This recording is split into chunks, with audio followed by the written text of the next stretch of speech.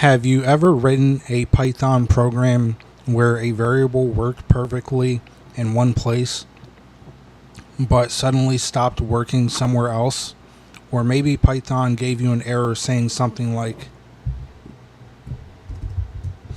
name error, name X is not defined, even though you know you defined that variable earlier. If that has ever happened to you, the issue is probably variable scope.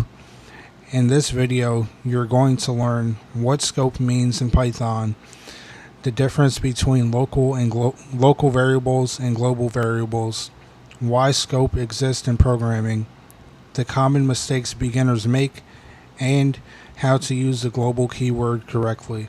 By the end of this video, you'll clearly understand how Python decides where variables exist and where they don't. Let's get started.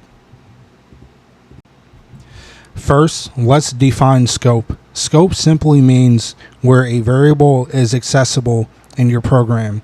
In other words, scope determines which parts of your code can see or use a variable. Think of scope like rooms in a house. Imagine you leave your phone in the kitchen. You can use the phone inside the kitchen, but if you go to the bedroom, you no longer have access to it unless you bring it with you.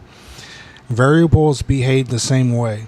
Some variables exist only inside certain parts of the program, while others exist everywhere. In Python, the two main scopes beginners need to understand are global scope and local scope. Let's start with global variables. A global variable is a variable that is defined outside of any function.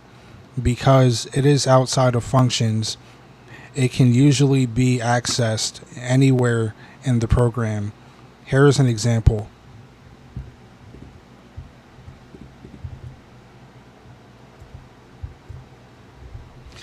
We have a variable x which equals 10, a function named print number which